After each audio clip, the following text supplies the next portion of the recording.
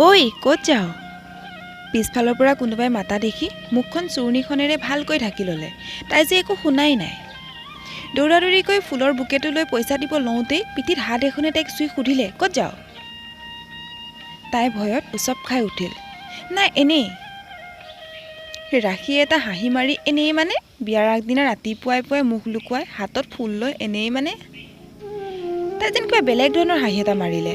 জুৰিৰ সহ্যই নহ'ল। তাই ৰৈ নাথাকিলে। ফুলৰ বুকেটো হাতত লৈ স্কুটি ষ্টাৰ্ট দি ৰাখীক চিনি নোপোৱা ভাওজুৰি আঁতৰি যাবলৈ ভাবিলে। ৰাখীক কথাটো কৈ নগ'লে তাইৰ বিপদ হ'ব। বেলেগে গম পালে কথাটো বৰ বেয়া হ'ব।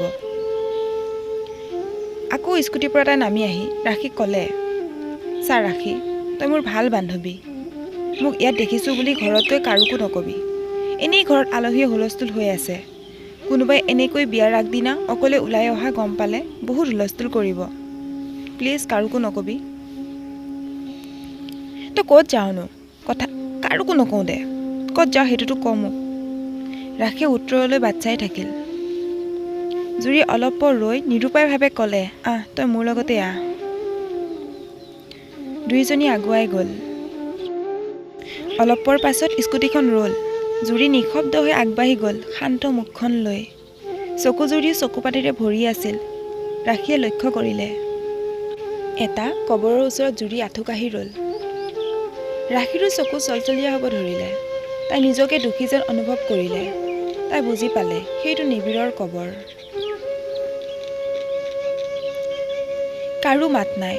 স্কুটিৰ শব্দ আৰু বতাহেৰে দুয়োজনী চুলিবোৰ লিৰিকি বিদাৰি অথালি পথালিকৈ উৰুৱাই ঘৰ পোৱালেগৈ। স্কুটিৰ পৰা নামি জুৰিয়ে আকৌ চলচলীয়া চকুজুৰিৰে ৰাখীৰ মুখখনলৈ চাই ক'লে, হাতযোৰ কৰিছোঁ কাৰোকো নকবি। মেকআপৰো কি ক্ষমতা, দুখ ভাগৰ সকলো লুকুৱাই দিব পাৰে। কইনা হৈ জুৰি আজি বান্ধৱীবোৰৰ মাজত হাঁহি ধেমালিত মগ্ন হৈ আছে। কালি নিবিড়ৰ বাবে চলচলীয়া হোৱা চকুযোৰত আজি বেলেগৰ সপোন ৰচাৰ অভিনয় মেকআপবোৰে বৰ সহজভাৱে কৰাত সহায় কৰিলে তাইক।